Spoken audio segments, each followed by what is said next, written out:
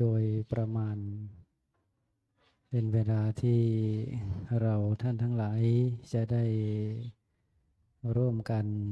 ไหว้พระสวดมนต์ทำวัดเย็นและจะได้เจริญพระพุทธมนต์เจริญกุศลในภาคค่ำอาราธนาพระสงฆ์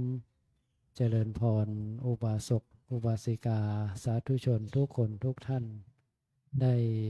นั่งประจำที่น้อมประคองอัญชลี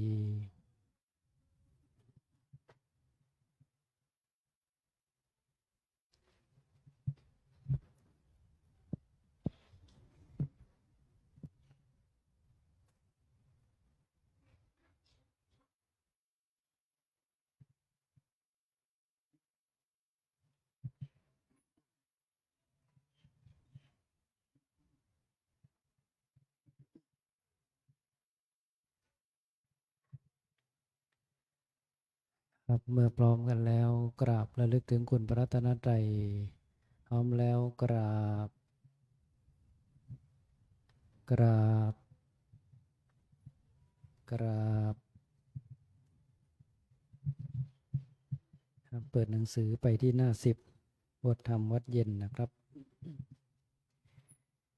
โยโสภะคะวาอะระหังสัมมาสัมพุทโธสุวากขาโตเยนะภะคะวะตาธัมโมสุปฏิปันโนยัสสะภะคะวะโตสาวกสังโฆธัมมยังภะคะวันตังสัทธัมมังสังฆังอิเมหิสการเรหิยันทาระหังอารปิเตหิอภิปุชยามะสาธุโนพันเตภคะวาสุจิราปรินิพพุโตปิปัจฉิมาชนะตานุกรรมปมานะสาอิเมสการเดทุกขตาปันนาการภูเตปฏิคันหาตุอัมหากังทีคารตังหิตายาสุขายาอะระหังสัมมาสัมพุทโธภควาพุทธังภคะวันตังอภิวาเทมิสุวากขาโตภะคะวะตาธัมโมธัมมังนัมสสามิสุปฏิปันโนภะคะวะโตสาวกสังโฆสังฆังนะมามิหันทธานิมยังตังภคะวันตังวาจายะอภิคายิตุงปุพพาคณมการันเจวาพุทธานุสตินยัญจะกโรมาเสนะโมตัสสะภะคะวะโตอะระหะโตสัมมาสัมพุทธัสสะนะโมตัสสะ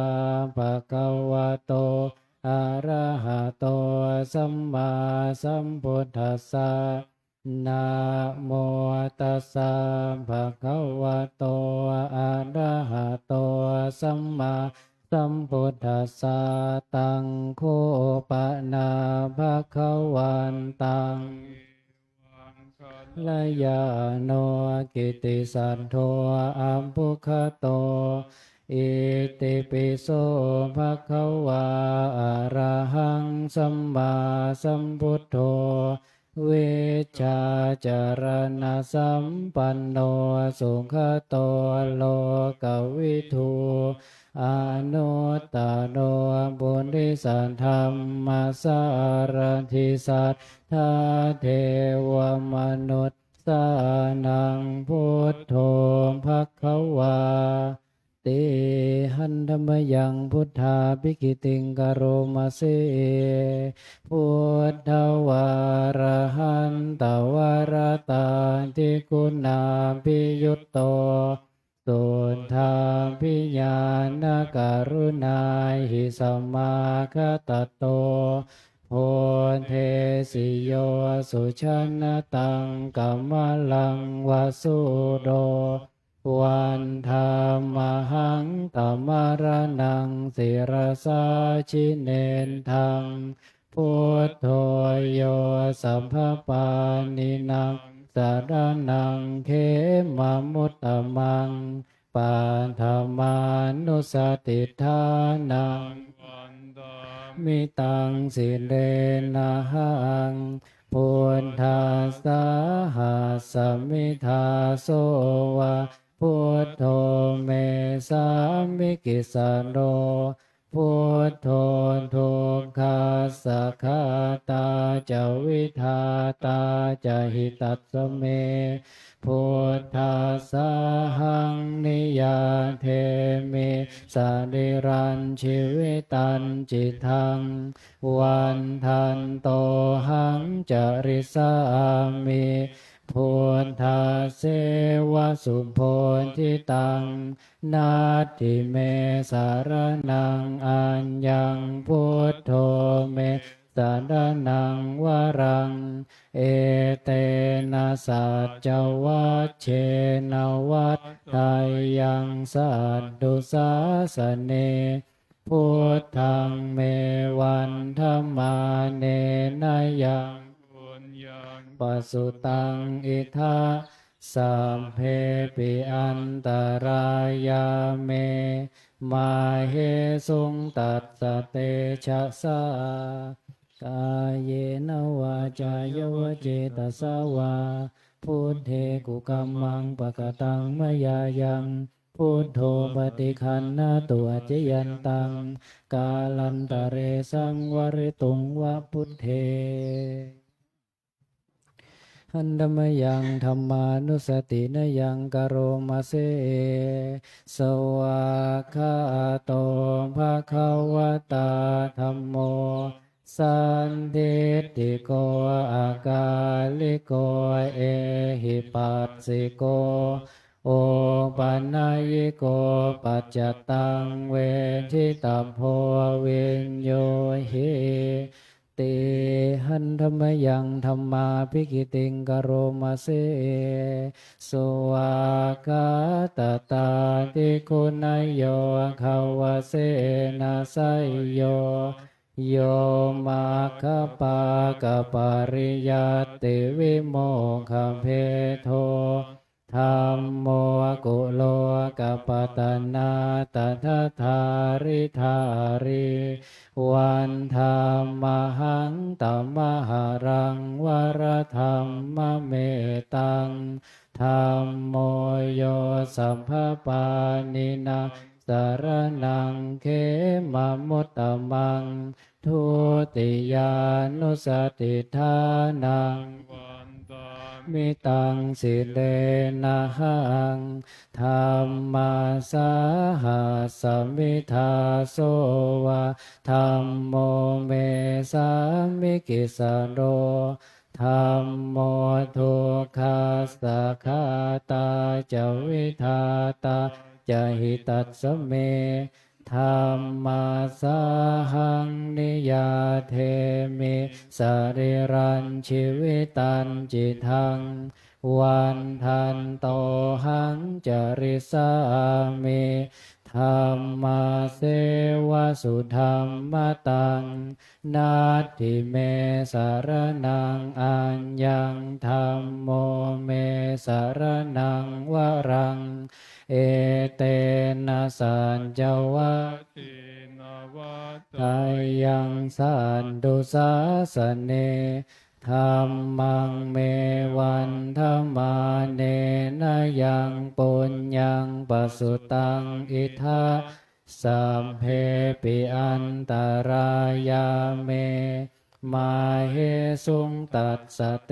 ชะสากายเยนวาจายวเจตสาวาธัมเมกุกัมมังปะกตังมยายังธัมโมปฏิคันนาตัวเจยันตัง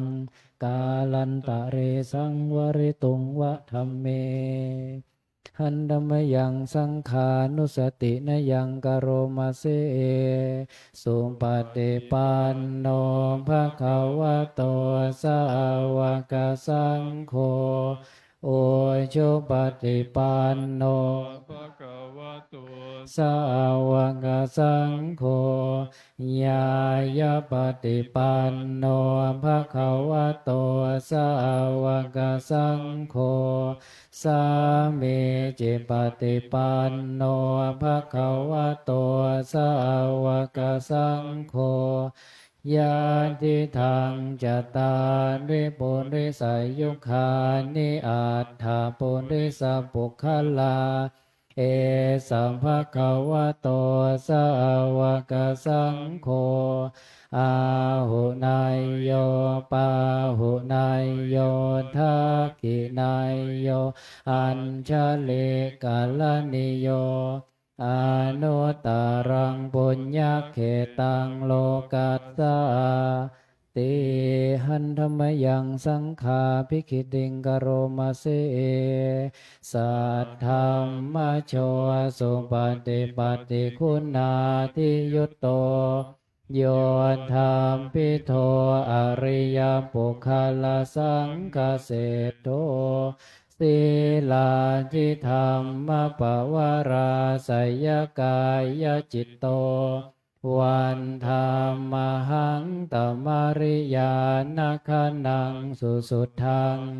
สังโฆโยสัพพปานินังสารนังเขมามุตตมังตาติยานุสติทานังวันตามิตังสิเลนะหังสังฆาสาหัสมิทาโสวะสังโฆเมสามิกิสโนสังโฆทุกขาสัคขาตาจวิทาตาจหิตัสสเมสังฆาสาหังนิยาเทมิสริรันชีวิตันจิตังวันทันโตหังจริสามิสังฆาโสปฏิปันนตังนัตถิเมสารนังอัญญสังโฆเมสารนังวรังเอเตนะสัจจวัชเชนวัฏไทยังสันตุสาสเนสังฆังเมวันธัมมาเนนะยังปุญญังปสุตังอิทธาสัมเพปิอันตรายาเมมาหิสุนตัสสะเตชะสากายเยนวาจายวเจตสาวาสังเคกุกัมมังปะกตังมยายังสังโฆปฏิคันนาตัวเจยันตังกาลันตะเรสังวริตุงวสังเคหันธมยังอติตาปัจเจเวคณาปัทังพนามาเสอาชามยาปัญจเวคิตาวายังจีวรังปริพุตังตังยาวาเทวาสิตาสัมปติฆาตายาอุณนาสัมปติฆาตายาดังสัมมากัสสวะตาตปะสิลิงสัมปะสัมภาสานังปฏิฆาตายายาวาเทวาหิริโกปินาปฏิชาธนัตถังอาชมยาปัญจเวคิตวาโยปินดาปาโตปริพุตโตโสเนวาทวายานมัทธายานมันดานายานวิภูสนายายาวาเทวาอิมาสกายาสาธิติยายาภนายาวิหิงสุปารติยาพระมจาริยานุขหายาอิติปุรานันจะเวทนังปฏิหังคามินาวันจะเวทนังนาอุปาเทสามิ ยะตวาจะเมภวิสติอนวัชตาจะพาสุวิหารโรจติอาชมยาปัจจเวคิตวายังเสนาสนังบริพุตังตังยาวาเทวาสิตาสัมปติคาตายาอุณนาสัมปติคาตายานังสัมมากัสสวะตาตปะสิริงสัมปัสสัมภัสสานังปฏิคาตายายาวาเทวาอุตุปันติสยวิโนทนังปฏิสัลลานารามาตังอาชมยาปัจเจเวคิตวายโยคิลานะปัจจยาเภสัชฌะปลิคาโลปริปุตโตโตยาวาเทวาอุปันนานังวัยยาภาติกานังเวทนานังปฏิคาตายาอาภยาปัจฉะปรมตายาติหันธรรมยังอุทิสนาทิฏฐานาคาทายโยมพนามเสอิมินาบุญญากรรมเมนาอุปัชฌายาคุณุตตราอาชาริโย ยุปการาจะมาตาปิตาจยาตกาสุริโยจันทิมาราชาคุณวันตานราปิจาพระมามาราจาอินทาจาโลกปาลาจาเทวตายาโมมิตามนุสาจะมัชฌตาเวริกาปิจาสัมเพสัตตาสุขีหนตุปุญญานิปกตานิเมสุขังจติวิทังเทนตุขิปังบาเปทาวมะตังอิมินาปุญญกรรมเมนาอิมินาอุทิเสนาจา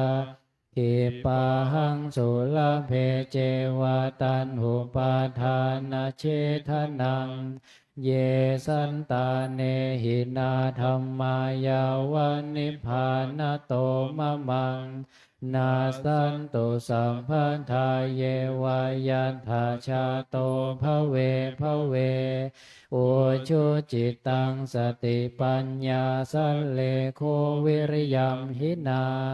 มาราลัมพันตุโนกาสังกาตุนจะวิริเยสุเมพุทธาทิปาวโรนาโทธัมโมนาโทวารุตตโมนาโทปัจเจกพุทโธจะสังโฆนาโทตโรมะมังเอโสธรรมมานุภาเวนะมาโรกาสังลัมพันตุมาหันธรรมยังสารพันเยนะพุทธมังคลคาทายโยพระนามเสสัมพุทโธทิปัฏฐังเสโทนิสินโนเจวามาชิเมโกนดัญโยปุพพาภาเคจาอาคนายเยจากาสโปสารีปุตโตจันทาคิเนหารติเยอุปาลิจาปัจฉิเมปิจาอานันโทพายาเพจะขวัมปติโมคคันลาโนจะอุตตะเรอิสาเนปิจาราหุโลอิเมโคมังขาลาพุทธาสัมเพอิทา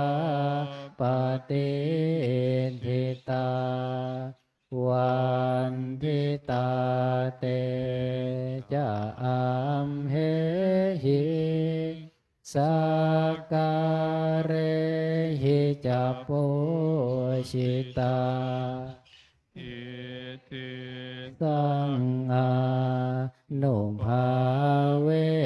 นะสัพพโสทิภวันตุโนอิเจวมัจจันตานามัสสนัยยังนามาสมาโนรัตนาตยังยังปุญญาภิสันทังเวปุลังอาลาทังตัสสะ ภาเว นะหะตันตรายโยหันธรรมยังทัสสะธรรมสุตตังพระนามเสเววันนิยามหิอัจฉุปะคะโตบัดนี้เรามีเพศต่างจากคฤหัสถ์แล้วกิริยาอาการใดๆอันบรรพชิตควรประพฤติเราต้องทำกิริยาอาการนั้นๆปาราปฏิภัทธาเมชีวิกาความเลี้ยงชีพของเราเนื่องด้วยผู้อื่นเราควรทำตัวให้เขาเลี้ยงง่ายอัญโยเมอากัปโปกะระนิโยอาการกายวาจาอย่างอื่นที่เราจะต้องทำให้ดีกว่านี้ยังมีอยู่อีกไม่ใช่แต่เพียงเท่านี้กัจจิโนโคเมอัตตาสิลโตอุปวัฏติตัวของเราเองติเตียนตัวเราเองโดยศีลได้หรือไม่กัจจิโนโคมังอนุวิจจวิญโยสัพพมจาริศีลโตนะอุปวัฏทันติผู้รู้ใครครวญแล้วติเตียนเราโดยศีลได้หรือไม่สัมเพหิเมปิเยหิมนาเปหินานาภาโววินาภาโวเราจะเป็นต่างๆคือจะต้องพลัดพรากจากของรักใจทั้งสิ้นไปกัมมะสะโกมหิกัมมะทายาโทกัมมะโยนิกัมมะพันธุกัมมะปฏิสารโนเรามีกรรมเป็นของตนมีกรรมเป็นผู้ให้ผลมีกรรมเป็นแดนเกิดมีกรรมเป็นผู้ติดตามมีกรรมเป็นที่พึ่งอาศัยยังกรรมังกริสามิกัลยาณังวาปาปะกังวาตัสสะทายาโทภวิสสามิเราทำกรรมใดไว้เป็นบุญหรือเป็นบาปเราจะเป็นทายาทคือจะต้องได้รับผลของกรรมนั้นไปกาธัมโพตัสสะเมรตินทิวาวิติปตันติวันคืนล่วงไปบัดนี้เราทำอะไรอยู่กัจจิโนโคหังสุญญาคาเรอภิรมามิเรายินดีในเสนาสนะอันสงัดหรือไม่อันทิโนโคเมอุตตริมนุสธรรมาอะละมาริยญาณทัสสนาวิเศษโสอันทิคโตคุณวิเศษของเรามีอยู่หรือไม่โสหังปัจฉิเมกาเลสัพพมจาริหิปุถโธนะมังโกภวิสามิที่จะทำให้เราไม่เกิ กเขินในเวลาเพื่อนบรรพชิตถามภายหลังอิเมโคทัสสะธัมมาทำ10 ประการนี้แลปามภาชิเตนะอันบรรพชิตอาภินหังปัจเจเวคิตภาควรพิจารณาเนืองเนืองเทินเปิดไปที่หน้า1นะครับหันธมยังทักขินะโมลีธาตุนามาการะปะทันเจวะวชิระพุทธรูปปาทันจะพนามเสนะโมพุทธายะนะมาเมเตโลโมลิงโลหะกุเตปฏิทิตังปุจิตังสัพพะโลเกหิกิตติมันตังมโนหารังอาหังวันทามิสัพพัทธาอังคาวะหาเยปุเรรัมเมโกวิลาลังคาปัมภะเตสาหิเหมะกุหาคัมเพทักขินะโมลิธาตุโยอาหังวันทามิสัพพัทธากายเยนะวาจายะเจตสาวะวันชิรังนามาปฏิมังอิทธิปฏิหาริยกาลังพุทธรูปังอาหังวันทาสัมภาโสสัทธาโสทิภวันตุเมหน้า100นะครับหันธมยังสิริมังคลมหาเทราภิทุติคาทายโยพนามเสสิริธาตามหาเทโรหิริโกสิริมังคะโลมังคะโลปายะเมทาวิมังคะโลปายะเทสโกคารุธานิยาปาโมโคเสสานุสิสนายโกโลกาโนกรรมปิเมตายาสัตติปัฏฐานาทารโกสติมาปะมาโตจาตังนามัสสามิสัพพัทธาติสิริมังคละสมณวิสุทธวงศ์โสภาสง่าองค์ทรงสิริมิวางวายสำรวมยืนเดินนั่งผู้พร้อมพรั่งด้วยละอายปัญญาขจรขจายชี้อุบายอันมงคลควรแก่ฐานะครูนำสิทธิรู้ทุกหมู่ชนชาวโลกต่างได้ยนด้วยเมตตาผู้ทรงสติปัฏฐานตลอดกาลทุกเวลาทรงนามสติมาไม่ประมาทองค์อาจงามข้าขอนมัสการประดิษฐานในทุกยามเถระผู้ทรงนามว่าสิริมังคะโล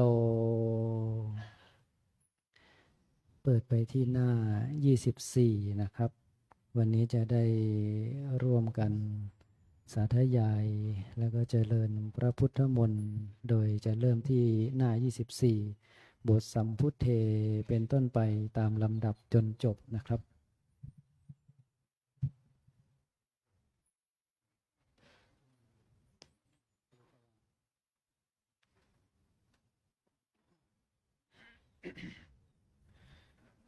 ปฏิตวานเมทังสมเมธาปตันทาอวิกิตาชิตาปริตังปนันตุสักเกกาเมจารุเปกิริสิกาลตเตชันตลิเควิมานีทิเปราเตจกาเม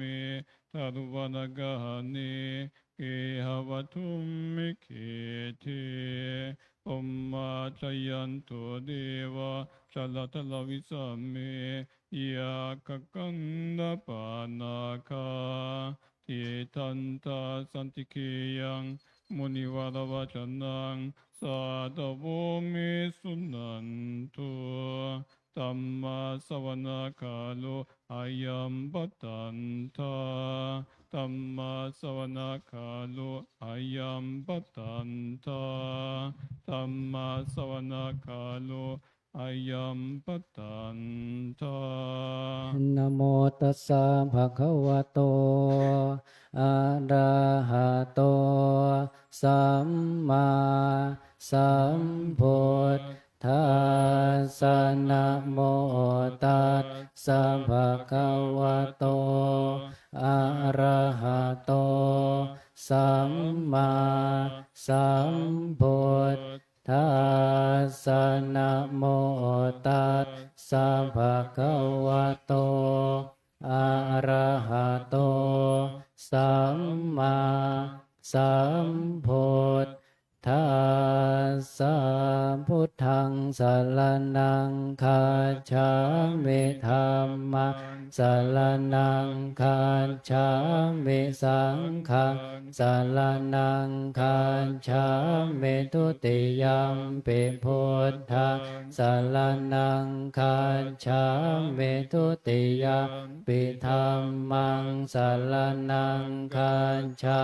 มิทุติยัมปิสังฆังสรณังคัจฉามิตติยัมปิพุทธังสรณังคัจฉามิตติยัมปิธัมมังสารนังคัจฉามิตติยัมปิสังฆังสรณังคัจฉามิสัมพุทเทอัตถวิสัญจทวาทสัญจสหัสสะเกปัญจสัตตสหัสสานินามามิสิรสาอาหังเตสังธรรมันจะสังขันจะอาทะเรนันนามามิหังนัมการานุภาเวนะหันตวาสัพเพอุปัฏฐเวอเนกาอันตรายาปิวินาสันตุอาเสสะโตสัมโพธิเทปัญจปัญญาสัญจจตุวิสติสหัสสะเกธาสัสสะตสหัสสานินามามิสิรสาอาหังเตสะธัมมันจะสังขันจะอาทะเรนันนามามิหังนัมการานุภาเวนะหันตวาสัพเพอุปัฏฐเวอเนกาอันตรายาปิวินาสันตุอาเสสะโตสัมพุทเทนะวุตตรสเตอัฏฐจัตตาริสสหัสสะเกวิสติสัตตสหัสสานินามามิสิรสาอาหังเตสังธรรมันจะสังขันจะอาทะเรนันนามามิหังนัมการานุภาเวนะหันตวาสัพเพอุปัฏฐเวอเนกาอันตรา สันตุอาเสสะโตนะโมอะระหะโตสัมมาสัมพุทธัสสะสัมมาเหสิโนนะโมอุตตมะธัมมาสัสสวะคาตาเสวะเตนิธานโมมหาสังฆาสัมปิวิสุทธาสิลเทติโนนะโมโอมาตยารันทาสรตนาตยาสสาธุกังนะโมโอมกาติตาสตาสวันตุตยาสปินะโมการะปะภาเวนะวิคันฉันตุปันทวานะโมการานุภาเวนะสุวัตติโหตุสัมปทานนะโมการาสเต ตินาวิติมิ พิโหมิเตชะวะเอวัมเมสุตังเอกัง สมัยยัง ภควาสาวันทิยังวิหารติเชตวันเนอนาถปินดิกาสอาราเมอันทโคอัญญตราเทวตาอภิกันตายราติยาอภิกันตวันนาเกวลกัปปังเชตวันนังโอภาเสตวาเยนะภควาเตนุปสังกมิอุปสังกมิตวามภควันตังอภิวานเทตวาเอกมันตังอันทาสิเอกมันตังทิตังโคสานเทวตาภควันตังคาทายะอัจจภาสิภหุเทวามโนสาจมาคลานิอาจินตยุงอากังขมานาโสธานังโปรหิมังคลโมตตมะอาเสวนาจะพาลานังปันดิตานาจะเสวนาปูชาจะปูชนิยานังเอตัมมังคลโมตตมังปฏิรูปเทสวาโสจะปุเพจะกตปุญญาตาอัตตสัมมาปณิทิจะเอตัมมัง กาลมุต ตมังพาหุสัจจันจะสิปัญจะวินัยโยจะสุสิงกิโตสุภาสิตาจะยาวาจาเอตัมมังคลโมตตมังมาตาปิตุปันธานังปุณตถาราสสังฆโหอนากุลาจะกัมมันตาเอตัมมังคลโมตตมังทานันจะธรรมจริยาจญาตกานันจะสังฆโหอนาวาชานิกัมมานิเอตัมมังคลโมตตมังอารติวิรติปาปามาชปานาจะสัญญโมอัปปมาโทจะธรรมเมสุเอตัมมังคลโมตตมังคารโวจะนิวาโตจะสัตุนทิจะกตัญญุตากาเลนะธรรมะสวนังเอตัมมังคลโมตตมังขันติจะโสวจะสตาสมนานาจะทัสสนังกาเลนะธรรมสากัจฉาเอตัมมังคลโมตตมังตโปจะพระมจริยันจะอริยสัจจะนาทัสสนังนิพพานาสัจจิกิริยาจะเอตัมมัง กาลมุต ตัมมังบุญทัสสะโลกธรรมเมหิจิต ตังยาสนกัมปติอโศกังวิราชาเขมังเอตัมมังคลโมตตมังเอตันติสา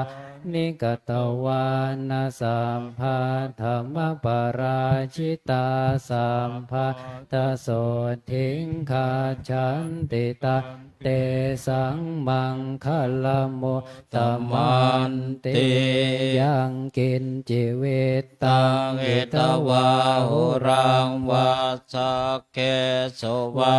ยังรัตนังปณิตังนาโนสมังอาติตถาคเตนะอิธัมเปพุทเทรัตนาปณิตังเอเตนะสัจเจนะโสวัตเตโอตุขยังเวราคังขมตังปเนตายตาชะกาสักกยมุนีสมาหิโตนะเตนะธรรมเมนะสมันติกินเจตัมเปตัมเมรัตนังปณิตังเอเตนะสัจเจนะโสวัตเตโอตุยัมพุทธเสโทปริวันนาเยสุจินสัมมาทิมานันตริกัญญมาหุสัมมาทินาเลนะสมุนเวจติตัมปิธัมเมรัตนังปณิตังเอเตนะสัจเจนะสุวัตติโหตุเยปุงคลาทัสสะตาภาสาทาจัตตาริเอตานิยุคานิโหนติเตทาคินายาสุขตาสัสสาวกาเอเตสุเทนานิมหาปลานิอิตัมปิสังเกรัตนังปณิตังเอเทนะสัจเจนะสุวันติโอตุเยโสปโยตามนัสสะทันเหนะเนกามิโนโคตมัสสะสนามหิเตป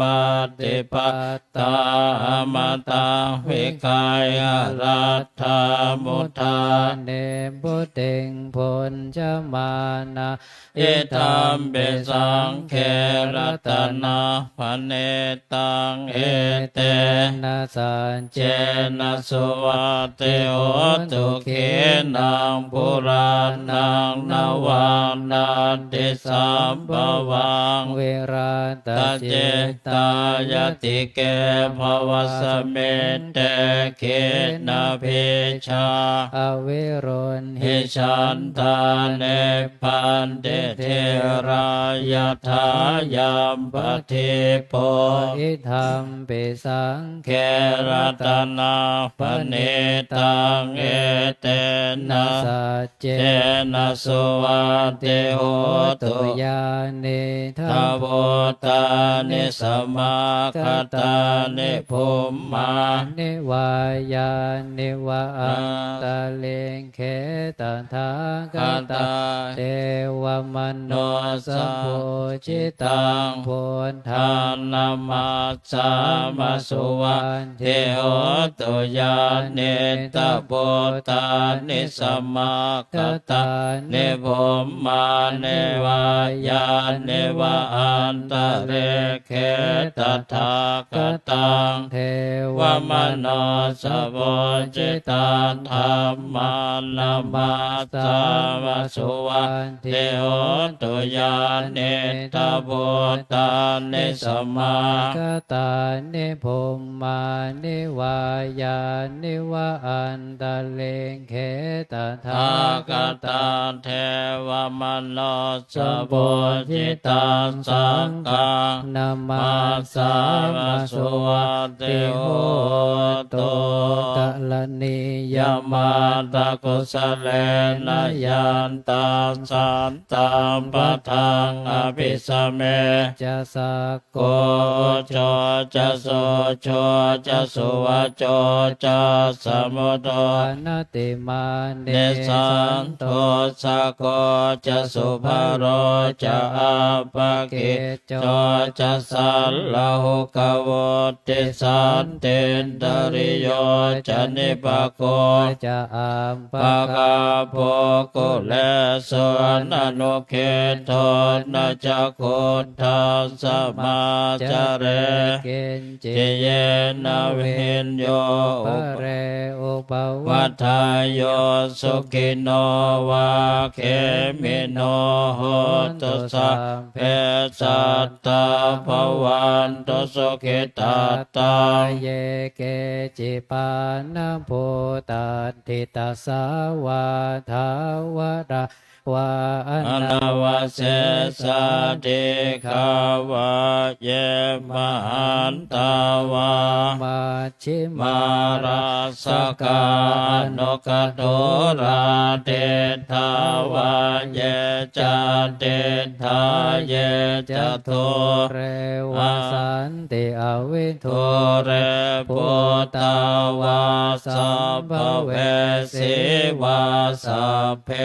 สันต ตาภวันตุสุขิตาตานาปโรปราเนโกเพทนา ติมา มันเยตกาตจินังเกณเจพยารสนาปฏิกสัญญานัญญมันยัสสะโทคเมชัยยะ มาตายา ทา ธา นิยา โปตังอา อา ยุ ยุสาเอกโปตตมโนรักเขเอวาเปสะปะโพเตสุมาณสัมภาวะเยอปริมาณัง เมตัญจะสัมภโลง กัสสะเมมานะสัมภาวะเยอปริมาณัง โอท ทางอัตโตจะติริยานจะสัมปะทางอเวลัง อาสัมปตา ทานเดทันจารันเนเสนโนวาสยานโน วาย ยาวตาสวิคตเมโทเอตาสติงอเทไทยพรหมเมตังเวหารังอิธมาโหเทเทจานุปคามาเสลวันตัสสะเนนะสัมปันโน กาเม สเวนัยยะเขทานนัยชาตุคาปัสสยาปุณเรเต เตโพชังโค สติสากาโตธรรมานังวิจโยตัตถาวิริยมเปเตปัสสันติโพ จัง คาจัตถาปะเลสมาตุเปกะโพจังคาสัตเต เตสัมปทาสินามุนินา สัมปทาคาตาภาวิตาปะหุเลกตาสังวัตตันเตเป็นญาญเนพานายสา โพ วา ธิยาเอเต เตนะสัจวาเจนะโสติเตโหตุสัพพทาเอกสเมงสมเยนาโทโมคันลานันจะกาสปังกิลาเนโท กิเตนทิส วาว า โพจักเขสัตตเตสยิเตจตังอภินันติตวารโร คาโม โมเจสุตังคันเนเอเตนะสัจวัต เชนะโส สติเตโหตุสัพพตาเอ กตาธรรมราชาภิกขุลันเย นาภิเปริโตจนทาเทเรนตันเยวพันนาเวตวานาสาธาราสัมโมทิตวาจาภาทาตามหาวนทาสิทานาโสเอเตนะสัจจวัจเจนะโสทิเตโหตุสัพพทาปะเยนาเตจะอาภาธาตินันนัมเปมเหสินังมาคาตะกิเลสาวปัตตานุปาติธรรมตังเอเตนะสัจจวัจเจนะโสติเตโหตุสัพพทายันทุนนิเมตตังอวมังคลันจโยจาวนาโปสกุณาสัสสะโตปังปังคโหนโตสปินังอาการตาพุทธานุภาเวนัยนาสัมเมนตุยันทนนิเมตตังอวมังคลันจโยจามนาโปสกุณาสัสสันโทปาปะคโหนโทสุปินังอาการตังธรรมานุภาเวนัยนาสัมเมนตุยันทนนิเมตตังอวมังคลันจโยจามนาโปสกุณาสัสสัทโทปาปังคโหโตสุปินังอาการตังสังฆานุภาเวนะวินาสเมนโตสักกตวาพุทธรัตนังโอสตังอุตตมังวรังหิตันเทวมโนสานาบุตตเตเจนะโสตินานาสันตุปันทวาสัมเพทุกขโวปัสสเมนตุเตสักกตวาธรรมรัตนังโอสถังอุตตมังวรังปะเลลาโหปัสสมนันธรรมเตเจนะโสทินานาสันตุปันทวาสัพเพพยาวปัสสเมนตุเตสักกตวาสังฆรัตนังโอสถังอุตตมังวรังอาหุนายาปาหุนายาสักกเตเจนะโสทินานาสันตุปันทวาสัพเพโรคาโวปัสสเมนตุเตนะติเมสารนังอัญญาบุตโตเมสัลลังวรังเอเตนะสัญจวัจเจนะโหตุเตชยมังคลันนาทิเมสารนังอัญญาตโมเมสารนังวรังเอเตนะสัจจวัจเจนะโหตุเตชยมังคลังนาทิเมสารนังอัญญาสังโฆเมสารนังวรังเอเตนะสัจจวัจเจนะโหตุเตชยมังคลังยังเกณฑ์จิรัตนังโลเกเวจเตเวเวทาพุทธรัตนาบัตตสมานาเดลสมาโสเทภวันตุเตภวันเกณฑ์จิรัตนังโลเกเวจเตเวเวทาพุทธรัตนังธรรมสมานาเดตสมาโสเทภวันตุเตยังเกณฑ์จิรัตนังโลเกเวจเตเวเวทาพุทธรัตนังสังฆสมังนาทิตัสสมาโสทิภ ภา วันตุเต ทุกขปั ปัตตาจะเนทุกขาพยาปัตตา จะเนพ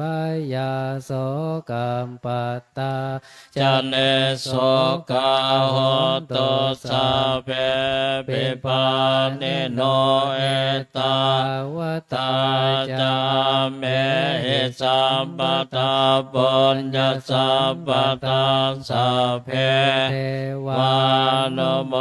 ตันตุสัพพะสัพปะเทเสทิยาทานาตทานตุสัท ทาย าเส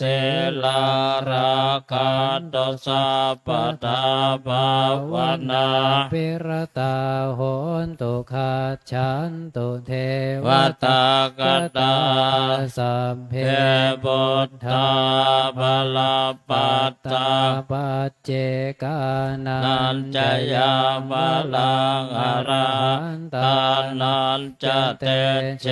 นะรักขพันธามิสัพพะโส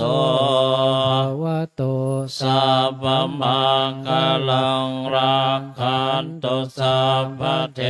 วตาสัพพะ พุทธา โนภาเวนัสตาโสเทภวันตุเตภวันตุสัพพมังคลังรักขันตุสัพพะเทวตาสัพพะ ธรรมา โนภาเวนัสตาโสเทภวันตุเตภวันตุสัพพมัง คลา คารักขันตุสัพ ปเทว วัตตาสัพพสังฆาโนภาเวนัสตาโสติภาวันตุเต ครับน้อมกราบพระรัตนตรัยนะครับกราบ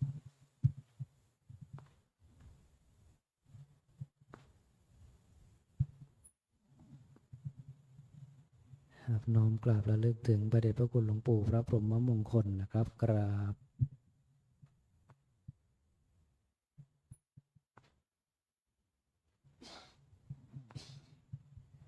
ครับน้อมกราบพระมหาเถระอันมีท่านเจ้าคุณพระส่วนนเมธีเป็นต้นเป็นประธานนะครับกราบ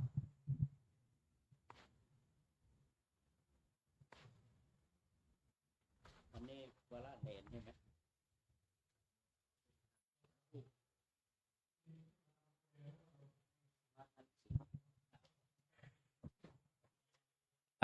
จันเบญจมาศเดชพระคุณหลวงพ่อมาแล้วเมื่อเช้าท่านให้ศีลแล้วก็ศาสนกิจภาคค่ำนี้ก็หลวงพ่อจะให้ศีล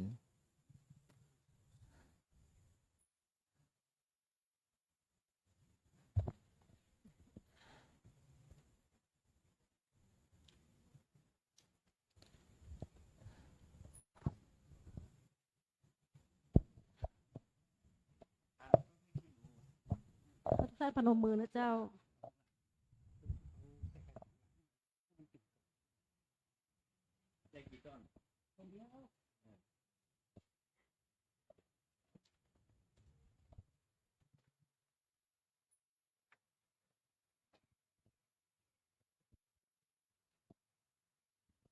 กราบพร้อมกันนะคะกราบหนึ่งกราบสองกราบสามอิมินาสกการเรนะตังพุทธังอภิปูชยามะอิมินาสกการเรนะตังธัมมังอภิปูชยามะอิมินาสกการเรนะตังสังฆังอภิปูชยามะอะระหังสัมมาสัมพุทโธภควาพุทธังภควันตังอภิวาเทมิสวากขาโตภควตาธัมโมธัมมังนามัสสามิ สุปฏิปันโนภะคะวะโตสาวกสังโฆสังฆังนามามิมายังพันเตติสาราเนนะสหะอัฏฐศีลานิยาจามะทุติยัมปิมายังพันเตติสาราเนนะสหะอัฏฐศีลานิยาจามะตติยัมปิมายังพันเตติสาราเนนะสหะอัฏฐศีลานิยาจามะนะโมตัสสะภะคะวะโตอะระหะโตสัมมาสัมพุทธัสสะนะโมตัสสะภะคะวะโตอะระหะโตสัมมาสัมพุทธัสสะนะโมตัสสะภะคะวะโตอะระหะโตสัมมาสัมพุทธัสสะนะโมตัสสะภะคะวะโตอะระหะโตสัมมาสัมพุทธัสสะนะโมตัสสะภะคะวะโตอะระหะโตสัมมาสัมพุทธัสสะนะโมตัสสะภะคะวะโตอะระหะโตสัมมาสัมพุทธัสสะพุทธังสรณังคัจฉามิ พุทธังสรณังคัจฉามิธัมมังสรณังคัจฉามิธัมมังสรณังคัจฉามิสังฆังสรณังคัจฉามิสังฆังสรณังคัจฉามิทุติยัมปิพุทธังสรณังคัจฉามิทุติยัมปิพุทธังสรณังคัจฉามิตุเตยัมปิธัมมังสรณังคัจฉามิทุติยัมปิธัมมังสรณังคัจฉามิตุเตยัมปิสังฆังสร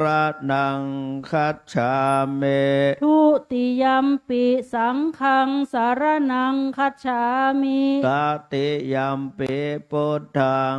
สรณังคัจฉามิตติยัมปิพุทธังสรณังคัจฉามิตติยัมปิธัมมังสรณังคัจฉามิตติยัมปิธัมมังสรณังคัจฉามิตติยัมปิสังฆังสร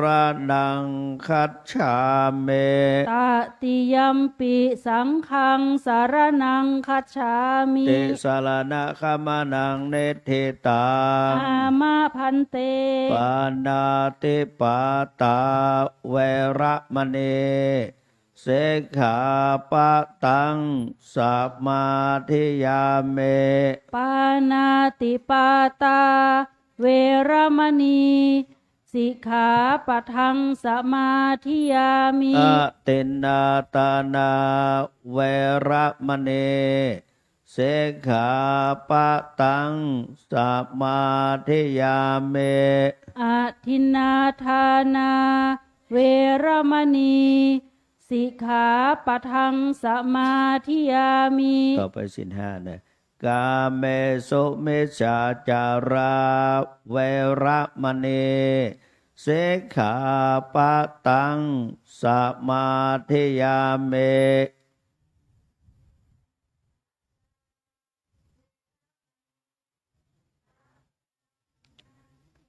อภรัมมจาริยาเวระมณีเสขาปะตังสัมมาทิยามิอภรัมมจาริยาเวรมณีสิกขาปะทังสมาธิยามิมุสาวาตาเวระมณีเสขาปะตังสัมมาทิยามิ มุสาวาทาเวรมณีสิกขาปะทังสมาธิยามิ สุราเมรยามัชฌะปมาตฐานาเวระมณีสิกขาปะทังสมาธิยามิ สุราเมรยมัชฌะปมาทัฏฐานาเวรมณีสิกขาปะทังสมาธิยามิ วิกาลโภชนาเวระมณี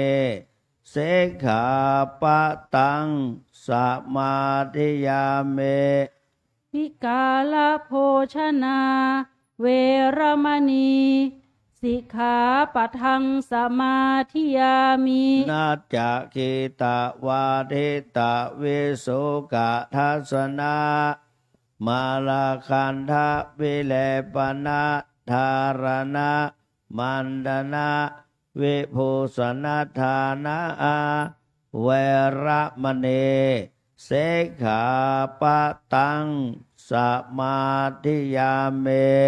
นัจจคีตาวาทิตาวิสุกะทัสนะ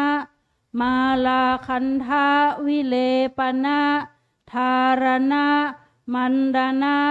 วิภูสนัฏฐานาเวรมณีสิกขาปะทังสมาธิยามิ อุจจาสยนะมหาสยนาเวระมณีสิกขาปะทัง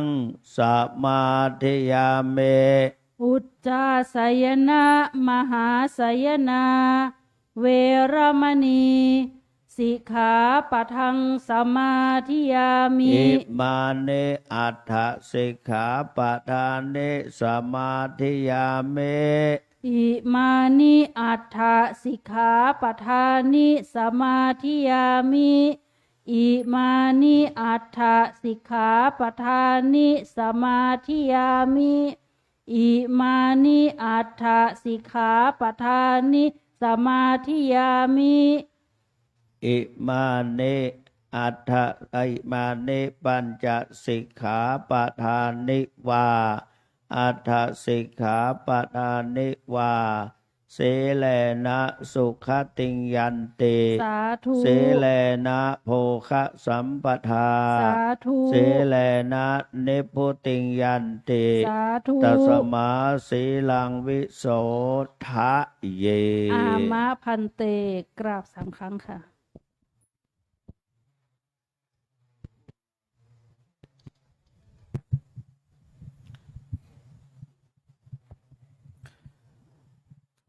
ขอโอกาส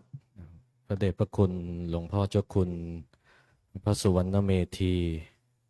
รองเจ้าคณะจังหวัดเชียงใหม่ เจ้าอาวาดวัดพระธาตุศรีจอมทองวรวิหารด้วยความเคารพอย่างสูง พร้อมด้วยพระเดชพระคุณท่านอาจารย์เจ้าคุณพระอมรเวที ผู้ช่วยเจ้าอาวาดพระอารามหลวง ตลอดจนถึงพระเถรานุเถระครูบาอาจารย์ทุกรูป ขอความสวัสดี ไปยังสามเณรทุกรูป ขอเจริญพรญาติโยมสาธุชนทุกคนทุกท่าน ซึ่งวันนี้หลังจากการทำวัดเย็นเสร็จเป็นกิจกรรมภาคค่ำกิจกรรมวันพระก็คือการฟังปาฐกถาธรรม ซึ่งวันนี้เป็นวันขึ้นแรมขออภัยเป็นวันขึ้นหรือวันแรม8 ค่ำก็ตามจะเป็นวาระของสามเณรซึ่งวันนี้ผู้ที่ปาฐกถาธรรมได้แก่สามเณรณัฐพลปันเด็งประเรียนประโยค 1-2 สดๆร้อนๆเลยนะญาติโยมนะสามเณรรูปนี้สอบได้ประโยค 1-2 ครั้งหลังโยมแต่ก็เป็นอันสอบผ่านจบการศึกษานักธรรมชั้นโทอายุ14 ปีย่าง15 ปีเป็นสามเณรน้อยตัวเล็กๆแต่มีความอุตสาหะในการศึกษาพระปริยัติธรรมทั้งแผนกบาลีและธรรม อันนี้เป็นวาระของน้องสามเณรวันนี้จะขอแจ้งเพื่อทราบเรื่องที่เกี่ยวกับสำนักศาสนศึกษาวัดพระธาตุศรีจอมทองสักเล็กน้อยซึ่งเมื่อวันที่19 20 21เดือนพฤษภาคมที่ผ่านมาญาติโยมท่านทั้งหลายทางแม่กองบาลีสนามหลวงได้มีการสอบคัดเลือกบรรจุครูจสป.คือเจ้าหน้าที่การศึกษาพระปริตติธรรมปี 2569 รับอัตราทั้งหมดจำนวน 458 อัตราแต่มีผู้ผ่านการอบรมแล้วไปสอบคัดเลือกสอบผ่านทั้งหมดนะโยมนะ376ซึ่งในสำนักศาสนศึกษามีครูบาอาจารย์ไปสอบคัดเลือกทั้งหมด5 รูปอาตมาจะกล่าวลำดับที่สอบผ่านดังนี้นะสอบผ่านในลำดับที่203ท่านอาจารย์พระมหาธนากรกัลยาณธรรมโมถาวรส่วนงานนี่หนเหนือสำนักศาสนศึกษาปฏิบัติหน้าที่งานสอนคือวัดพระธาตุศรีจอมทองลำดับต่อมา204พระมหากิติพงษ์ฐานกโรนี้ลำดับที่2ในส่วนต่อมา205พระมหารัชชานนท์ศาสนกิตติลำดับถัดไป206พระมหามงคลสันตจิตโตและรูปสุดท้ายลำดับที่229พระมหาปฏิวัติอปฏิวัติโยรวมทั้งสิ้น5 รูปอันนี้ก็เป็นข่าวดีสำหรับพระอารามเราและสำนักศาสนศึกษาที่มีเจ้าหน้าที่การศึกษาพระปริตติธรรมได้สอบผ่านบรรจุเป็นที่เรียบร้อยแล้วอันนี้ก็ประชาสัมพันธ์ให้ญาติโยมทั้งหลายได้ทราบเพียงเล็กน้อยวันนี้ขณะนี้ได้เวลาสมควรแล้วขอนิมนต์สามเณรณัฐพลปันเด่นได้ปาฐกถาธรรมให้ความรู้ในด้านธรรมและวินัยให้แก่ญาติโยมศาสนิกชนสืบต่อไปขอนิมนต์ชื่ออะไรนะชื่อตันนัทพลปันเด้งนี่ได้แน่ปันเด้งได้ประโยค2เรียน3เนาะ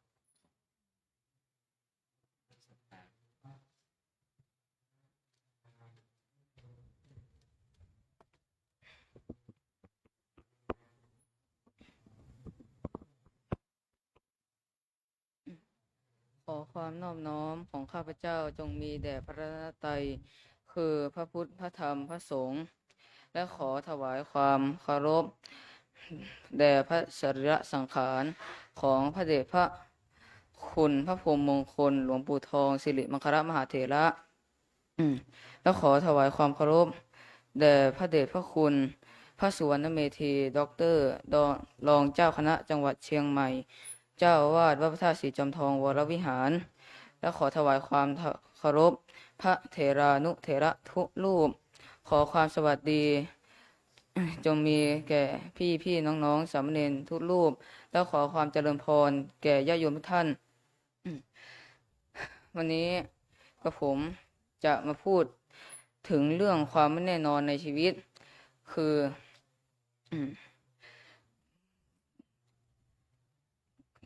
ืออยากทำสิ่งใดแต่เมื่อเราทำไปแล้วกับทำได้แค่แป๊บเดียวไม่แน่นอนอย่างเที่ยงแท้ผมเหมือนกับเรื่องของพระเถระชื่อว่าจิตตหัตถ์ที่ท่านนั้นก็มีความไม่แน่นอนในชีวิตตอนท่านเป็นฆราวาสอยู่นั้นท่านได้เป็นกุลบุตรผู้เลี้ยงโคผ่านมาในวันหนึ่งโคของท่านนั้นได้หายไปจากฝูงโคของท่านเลยต้องออกไปหาโคของท่าน จนท่านได้เหน็ดเหนื่อย ท่านก็เลยได้คิดว่าพระผู้เป็นเจ้าจะให้เศษอาหารแก่เราแน่แท้ ก็เลยได้ไปยังวิหาร และขอเศษอาหารกับพระผู้เป็นเจ้า พระผู้เป็นเจ้าเมื่อเห็นท่านแล้วก็เกิดความเอ็นดูขึ้น โดยให้เศษอาหารในถาดเป็นที่ทิ้งเศษอาหารของพระผู้เป็นเจ้า แก่นายจิตหัตถ์นั้น นายจิตหัตถ์นั้นหลังจากได้เศษอาหารแล้ว ในสมัยพุทธกาลนั้นเศษอาหารที่มีกับและแกงอันไม่น้อยนั้น มีเป็นประจำอยู่แล้ว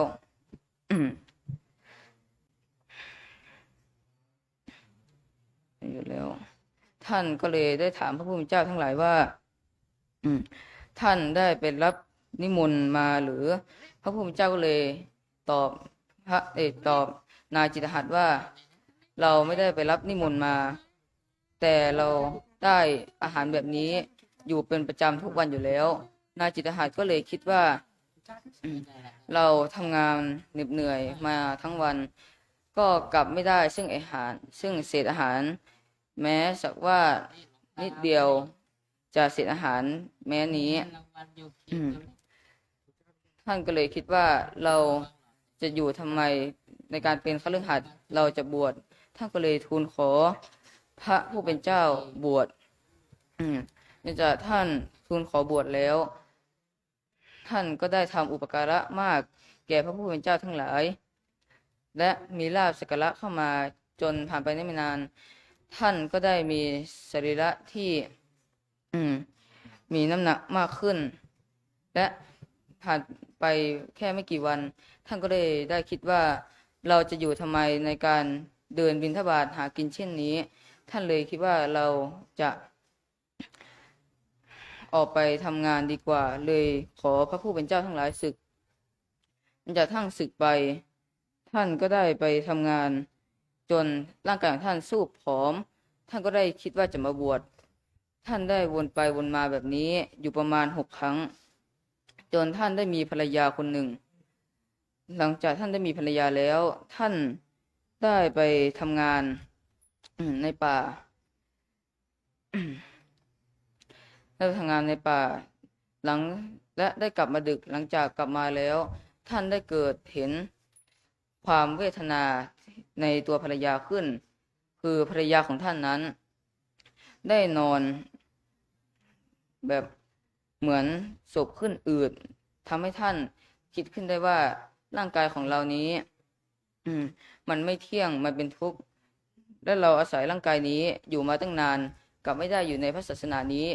อย่างแน่แท้ท่านก็เลยได้วิ่งเอาผ้ากาสาวะของท่านเดินออกไปจากท่านตอนท่านกำลังเดินไปนั้นท่านก็ได้คิดกำหนดไปว่าสรีระของเรานั้นมันไม่เที่ยงมันเป็นทุกข์จนท่านคิดวนไปแบบนี้วนไปวนมาท่านก็ได้บรรลุโสดาปัตติผลหลังจากท่านไปถึงพระวิหารแล้วท่านก็เลยขอพระผู้เป็นเจ้าบวชอีกทีแต่พระผู้เป็นเจ้านั้นก็เลยตอบว่าหัวของท่านนั้นเป็นเช่นกับด้วยที่เป็นที่รับซึ่งมีดคือหัวผมยังไม่ขึ้นด้วยซ้ำท่านก็เลยขอพระผู้เป็นเจ้าอีกทีพระผู้เจ้าด้วยความที่ตอนท่านจิตหัตถ์นั้นบวชอยู่ได้มีอุปการะอย่างมากกับพระผู้เป็นเจ้าทั้งหลายพระผู้เป็นเจ้าทั้งหลายเลยได้ให้การบวชแก่พระจิตหัตถ์นั้นแก่นายจิตหัตถ์นั้นหลังจากนายจิตหัตถ์นั้นบวชแล้วผ่านไปในการไม่นานนายจิตหัตถ์นั้นก็ได้บรรลุพระอรหันต์และภิกษุก็เลยไปพูดกับท่านว่าในการนี้เป็นการที่ท่านควรไปได้แล้วทำไมท่านยังไม่ไปนายจิตหัตถ์พระเถระชื่อว่าจิตหัตถ์นั้นก็เลยตอบว่าเราจะไปเมื่อความเกี่ยวข้องของเรายังมีอยู่แต่ตอนนี้ความเกี่ยวข้องของเราเราตัดแล้วเราจะไม่กลับไปแล้วหลังจาก ภิกษุทั้งหลายได้ฟังเช่นนั้นแล้วก็เลยไปกับทูลแก่พระผู้เป็นเจ้าแก่พระศาสดาว่าพระเถระชื่อว่าจิตตหัตถ์นี้พูดอ้างว่าตัวเองบรรลุพระอรหันต์แล้ว แต่ที่แท้ตัวเองไม่ได้บรรลุอรหันต์แล้วแล้วก็ได้เล่าเหตุการณ์ทั้งหมดแก่พระศาสดาพระศาสดาก็เลยตรัสว่าบุตรของเรานั้นบรรลุอรหันต์แล้วจริงบุตรของเรานั้นไม่จะไปเมื่อความเกี่ยวข้องยังอยู่และบุตรของเรานั้นจะไม่ไปเมื่อความเกี่ยวข้องอันบุตรของเราตัดแล้วหลังจากพระศาสดาตรัสแล้วเช่นนี้ก็ได้ตรัสพระคาถาหลังจากพระศาสดาได้ตรัสพระคาถาแล้วภิกษุทั้งหลายก็เลยประชุมกันว่ากิเลสนี้เป็นกิเลสหยาบช้าแน่แท้ยังดึงบัณฑิตเช่นพระเถระชื่อว่าจิตตหัตถ์นี้ให้มัวเมาอยู่ในการบวชศึกไปมาได้และพระพุทธเจ้าที่ประทับอยู่ที่พระคทกุฎีมันจะได้ยินเช่นนั้นแล้วก็ได้มายังที่ประชุมทันทีพระผู้เป็นเจ้าก็เลยตรัสขึ้นว่ากิเลสนี้เป็นกิเลสหยาบช้าแน่แท้เพราะกิเลสนี้ยังบัณฑิตของเราให้ขุ่นมัวได้บัณฑิตคนนั้นคือผู้เช่นกับด้วยเราพระผู้เป็นเจ้าก็เลยได้เล่าอดีตชาติของพระองค์ตอนพระองค์นั้นยังเป็นกุทรบัณฑิตอยู่พระองค์นั้นก็ได้บวชในลัทธิภายนอกบวชวนไปวนมาเช่นนี้เพราะจอบและเมล็ดข้าวฟ่างและลูกเดือยจนครั้งที่7นั้นท่านก็ได้ตระหนักขึ้นได้ว่าเราติดอยู่กับสิ่งนี้ท่านก็เลยได้หาวิธีการตัดสิ่งนี้ออกไปก็เลยพันเมล็ดข้าวฟ่างและลูกเดือยทั้งหลายไว้ที่ปลายแห่งจอบและโยนจอบทิ้งลงน้ำและหลังจากนั้นท่านก็ได้ตัดกิเลสคือความอยากได้สิ่งนั้นคืนได้สำเร็จท่านก็เลยได้ตะโกนว่าเราชนะแล้วเราชนะแล้วแต่ในที่ไม่ใกล้นั้นก็มีพระราชาคนหนึ่งพระราชาคนนั้นได้ยินเสียงว่าเราชนะแล้วเราชนะแล้วจากกุทรบัณฑิตนั้นท่านก็เลยคิดว่ากุทรบัณฑิตนั้นชนะด้วยเรื่องอะไรกันเทียวก็เลยได้ไปถามซึ่งกุทรบัณฑิตนั้นกุทรบัณฑิตนั้นก็เลยตอบว่าเราชนะกิเลสคือความอยากได้แล้วท่านพระราชาก็เลยตอบอีกทีว่าเรานั้นไปชนะข้าศึกจากแดนภายนอกมาท่านชนะแค่นี้จะมีประโยชน์อะไรนายกุทรบัณฑิตนั้นก็เลยตอบว่าท่านชนะแค่กิเลสอันมีในภายนอกคือโจรแต่เรานั้นชนะซึ่งกิเลสอันมีในภายในคือความอยากคือความตนีทั้งหลายอันจากพระราชานั้นได้ฟังแล้วซึ่งคำนั้นก็เกิดความเลื่อมใสในนายกุทระในนายกุทรบัณฑิตนั้นก็เลยขอนายกุทรบัณฑิตนั้นบวชนายกุทรบัณฑิตนั้นก็ได้ตั้งอาสมอยู่แถวนั้นในการไม่นานก็มีพระราชาจากแว่นแคว้นอื่นได้ทราบข่าวก็เลยได้ถามก็เลยจะได้ไปยึดประเทศที่พระราชาที่ไปบวชในสำนักของนายกุทรบัณฑิตนั้นแต่ก็คิดได้ว่าพระราชาผู้ยิ่งใหญ่เช่นนี้ยังต้องไปบวชแปลว่าต้องบวชในยศที่ไม่ใช่น้อยแน่แท้ก็เลยได้ไปทูลขอนายกุทรบัณฑิตนั้นบวชและพระราชา7 คนได้ตามนายกุทรบัณฑิตนั้นบวชด้วยจนนายและอาสมของนายกุทรบัณฑิตนั้นก็ได้มีอาสมที่ใหญ่เกินจินตนาการอันจากพระศาสดาได้ตรัสอดีตชาติของพระองค์เสียเลยได้ตรัสว่าในการนั้นกุทรบัณฑิตก็คือพระองค์และพระราชาที่เจอตอนแรกนั้นก็คือพ พระอานนท์ท่านก็เลยได้ตรัสพระคาถาอีก และนี่คือความไม่แน่นอนในชีวิตที่พระพุทธเจ้าและพระเถระชื่อว่าจิตตหัตถ์นั้นต้องพบเจอความไม่แน่นอนในชีวิตนั้นมันมีหลายอย่าง เช่นการไม่รู้ว่าอะไรจะเกิดขึ้นล่วงหน้า และเราเดามันไปก่อนแล้วกลับไม่เกิดขึ้นจริงนั่นก็คือความไม่แน่นอนในชีวิตเหมือนกันและเราก็ไม่มีทางรู้ว่าความไม่แน่นอนในชีวิตนั้นจะเกิดขึ้นตอนไหนคือ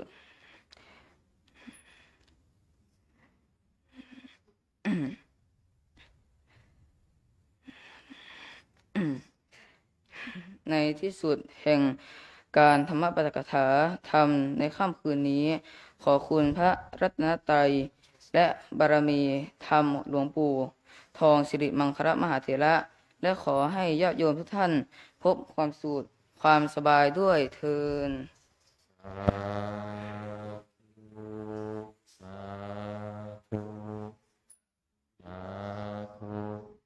ปาฐกถาธรรมโดยสามเณรนักพจน์บัณฑิตนักธรรมชั้นโทประโยค1 2ได้ใช้เวลาไปสิ้น10 กว่านาทีญาติโยมทั้งหลายสามเณรกล่าวถึงประสบการณ์สรุปเล็กน้อยสั้นๆว่าสามเณรกล่าวถึงเรื่องความไม่แน่นอนเรื่องราวปรากฏในบท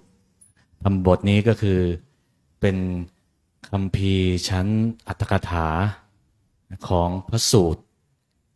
ซึ่งเป็นคัมภีร์ชั้นอธิบายพระไตรปิฎกสามเณรชั้นที่ศึกษาชั้นประโยค1 2และประโยคปท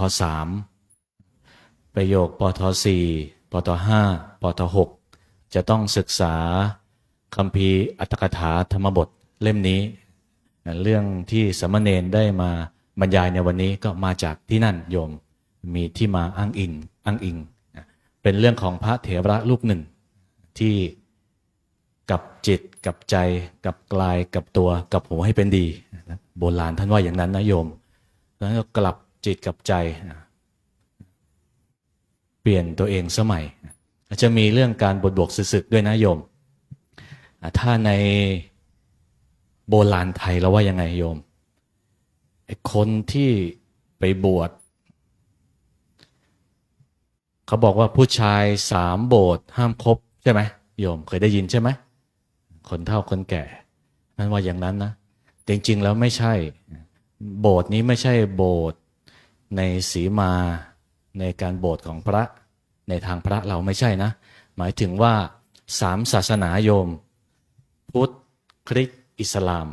นี่เขาเรียกว่าชาย3 โบสถ์นี่ห้ามคบค้าขออภัยห้ามคบค้าด้วยเนื่องจากเป็นผู้ไม่แน่นอนไม่ยึดเอาศาสนาใดศาสนาหนึ่งดำรงชีพใช้ชีวิตอันนี้นะจริงๆแล้วในทางพุทธศาสนาบวชกี่รอบก็ได้แต่ขอให้บวชรอบไหนขอให้ประพฤติตัวให้ดีอยู่ในศีลาจารวัตให้เรียบร้อยบวชแล้วก็เป็นบุญแล้วนะโยมนะถ้าญาติโยมท่านใดมีลูกมีหลานมาบวชเนี่ยเรารู้สึกอุ่นใจมีความสุขประทับใจในพระลูกพระหลานเรารู้สึกว่าได้บุญผ้าเหลืองไปด้วยทีนี้พระภิกษุสามเณรถ้าเข้ามาบวชแล้วบุญชั้น1เราก็ได้แล้วอีกชั้น1ก็ต้องทำตัวให้มีคุณค่าในพระศาสนาคือศึกษาเล่าเรียนพระปริตติธรรมศึกษากรรมฐานศึกษาพระอภิธรรมเป็นต้นหรือช่วยงานศาสนาในด้านต่างๆไม่ว่าจะเป็นศาสนาสงเคราะห์เกี่ยวกับสังคมชุมชนประชาชนต่างๆอันนี้ก็บวชมาแล้วให้มีคุณค่าในพระศาสนาอันนี้ก็เป็นสรุปย่อๆเล็กน้อยญาติโยมทั้งหลายสามเณรนี้จบชั้นนักธรรมโทอาตมาจะขอขยายถึงในด้านการศึกษาท ทางคณะสงฆ์ไทยเล็กน้อยนักธรรมเป็นภาคบังคับของพระภิกษุสามเณรจะต้องเรียนวัดไหนสำนักศาสนศึกษาใดมีเปิดการเรียนการสอนพระภิกษุสามเณรจะต้องศึกษาโยมจะต้องศึกษานะถ้าสามเณรเนี่ยก็จบชั้นนักธรรมโทและชั้นสุดท้ายเป็นนักธรรมชั้นเอกนักธรรมชั้นเอกเนี่ยในพรบพระราชบัญญัติการศึกษาพระปริยัติธรรมพ.ศ. 2562 ลงไว้ณวันที่15เดือนเมษายน2562ในมาตราที่21ถ้าจะไม่ผิดนะ21ว่าด้วยว่าให้สามเณรว่าด้วยตามกฎหมายแล้วจะต้องศึกษาวิชาภาคบังคับผู้ที่มีความรู้ต่ำกว่าประถมศึกษา6จะต้องศึกษาวิชาสามัญเพิ่มเติมตามระเบียบที่ได้กำหนดไว้ศึกษาวิชาเพิ่มเติมก็หมายถึงวิชาวิทยาศาสตร์วิชาคณิตศาสตร์วิชาเทคโนโลยีเป็นต้นนี้ตามระเบียบพรบว่าไว้โยมและต่อเสริมอีกว่าผู้ที่ศึกษาสำเร็จชั้นนักธรรมเอกเป็นการศึกษานะเป็นการศึกษาจบชั้นมัธยมศึกษาต้นก็คือถ้าใครจบนักธรรมชั้นเอกในขณะที่เป็นสามเณรและหากว่ามีความรู้ต่ำกว่าประถม6จบถือว่าจบม.ต้นอันนี้เป็นเบื้องต้นนะและเสริมอีกว่าถ้าจบปริญญาธรรม3ประโยควุฒิการศึกษานั้นนะจะปรับเป็นมัธยมศึกษาตอนปลายก็คือม.6 อันนี้พรบว่าไว้โยมพรบการศึกษาพระปริยัติธรรมอันนี้ก็นำมาแบ่งปันให้ญาติโยมเล็กๆน้อยๆวันนี้การปาฐกถาธรรมได้จบลงไปแล้วนั้นในนามคณะสงฆ์และญาติโยมสาธุชนทุกคนทุกท่านอันมีพระเดชพระคุณหลวงพ่อเจ้าวาดเป็นต้นคณะแม่ชีญาติโยมสาธุชนทุกคนทุกท่านขอคุณพระศรีรัตนตรัยคือพระพุทธพระธรรมพระสงฆ์สิ่งศักดิ์สิทธิ์ทั้งหลายมีพระบรมธาตุสีจอมทองเป็นต้นบารมีธรรมของพระเดชพระคุณหลวงปู่พระพรหมมงคลหลวงปู่ทองสิริมังคละมหาเถรและบุญกุศลที่สามเณรได้สั่งสมอบรมมาจงเป็นพลวะปัจจัยอำนวยอวยพรให้สามเณรในปีนี้ได้จบการศึกษานักธรรมชั้นเอกและจบการศึกษาในฝ่ายของพระบาลีคือปรริญญาธรรม3ประโยคในปีนี้ให้สำเร็จตามที่ตนประสงค์และขอให้เป็นที่งอกงามเป็นที่พึ่งให้แก่ญาติโยมครูบาอาจารย์ในพระศาสนาสืบต่อไปขอโมทนาณโอกาสนี้สาธุสาธุสาธุไปอาจารย์เบญจมาศตัวแทนญาติโยมประเคนลูกเนนนัทพลปันเด่งหรือสตังค์นี่นอวัดพระธาตุสีจอมทองในอนาคตเหมือนกันลูกเนนจะให้พร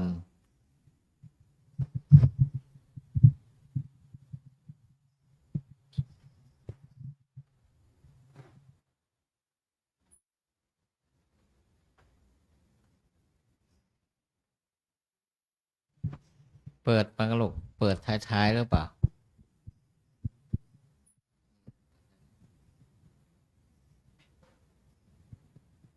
ยะถาวริวหาปุราปริปุเรนติสาคารังเอวะเมวะอิโตทินังเปตานังอุปกปปติอิชิตังปฏิตังตุมหังคิปะเมวะสมิสตุสัพเพปูเรนตุสังกปาจันโทปนรสโสยะถามณิโชติระโสยะถาสัพพีติโยวิวัชชันตุสัพพะโรโควินัสตุ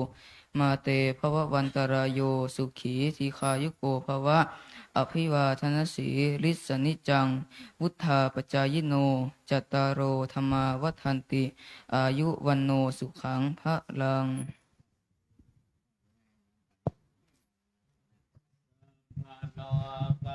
นะโมตัสสะภะคะวะโตอะระหะโตสัมมาสัมพุทโธสัพพะเวระมะเตโตเนปุตโตจตุวาภวสัพพิติโยวิวัชชันตุสัพพะโรโควินาศตุมาเตภวัตวันตรายโยสุขีทีขายุโกภวะอภิวาทนาสิเลสเนจังวุฒาปจายโนจัตตารโอธัมมาวัฏันติอายุวันโนสุขังภาลังญาติโยมทุกท่านถือเครื่องสักการะไว้ในมือเหมือนปกติผ่านมาทุกวันพระหลวงพี่ทอขอนิมนต์หลวงพี่นำอาราธนาไหว้ด้วยเครื่องสักการะธูปเทียน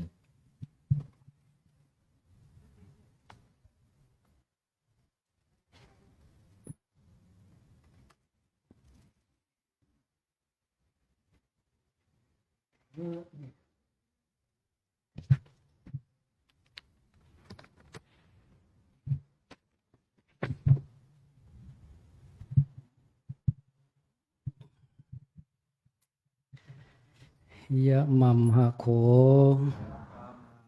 มะยังภคะวันตังสรณังคตาเราเป็นผู้ถึงซึ่งพระผู้มีพระภาคเจ้าพระองค์ใดว่าเป็นสรณะโยโนภควาสัทธาพระผู้มีพระภาคเจ้าพระองค์ใดเป็นศาสดาของเรายัสสจะมะยังภควโตธัมมังโรเจมะและเราชอบใจธรรมของพระผู้มีพระภาคเจ้าพระองค์ใดอิเมหิสักการะหิตังภควันตัง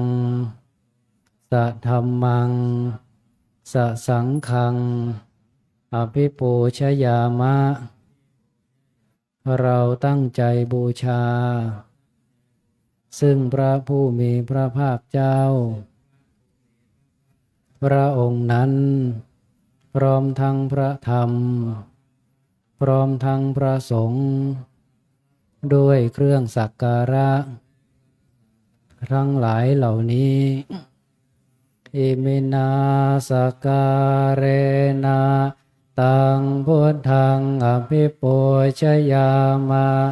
อิมินาสการเรนะตังธัมมังอภิปูชยามาอิมินาสการเรนะตังสังฆังอภิปูชยามาอะระหังสัมมาสัมพุทโธภควาพุทธังภควันตังอภิวาเทมิสุวากขาโตภควตาธัมโมธัมมังนัมมัสสามิสุปฏิปันโนภควโตสาวกสังโฆสังฆังนะมามิหันธรรมยังพุทธัสสะภควโตอุปภาคณมการังกโรมะเสนะโมตัสสะภะคะวะโต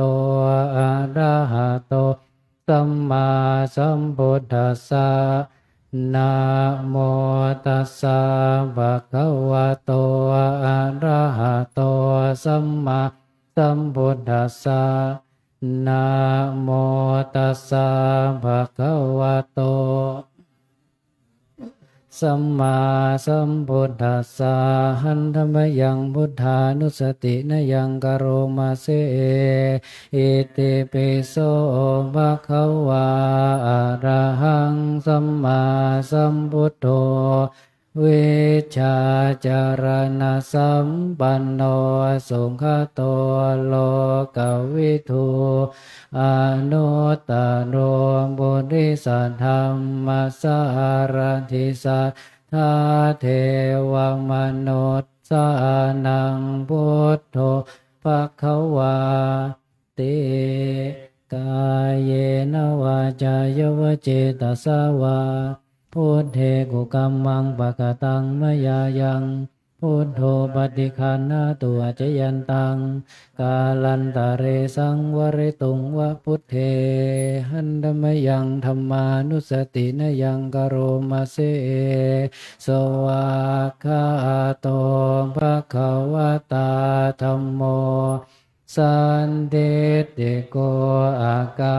ลิโกเอหิปัสสิโกปัจจตังเวทิตาโพวินโยหิติกายเยนวาจายวเจตสาวาธัมเมกุกัมมังปะกตังมยายังธัมโมปฏิคันนาตัวเจยันตังกาลันตะเรสังวริตุงวะธัมเมอันธรรมยังสังขานุสตินยังกโรมาเสสุปฏิปันโนภะคะวะโตสาวกสังโฆโอชุปฏิปันโนภะคะวะโตสาวกสังโฆญาญาปฏิปันโนภะคะวะโตสาวกสังโฆสามีจิปฏิปันโนภะคะวะโตสาวกสังโฆญาติทังจัตตาริบุริสายุคานิอัตถาบุริสบุคลาเอสัพพะคะวะโตสาวกสังโฆอาหุนายโยปาหุนายโยทักขินายโยอัญชลิกาลนิโยอนุตตรังบุญญาเขตังโลกัสสะติ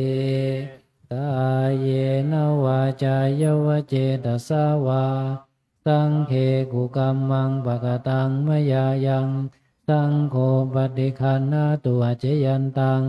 กาลันตะเรสังวริตุงวสังเคครับต่อไปจะได้ร่วมกันปฏิบัติบูชากราบสติปัฏฐานแล้วก็นั่งสมาธิร่วมกันเป็นระยะเวลาประมาณ10 นาทีนะครับ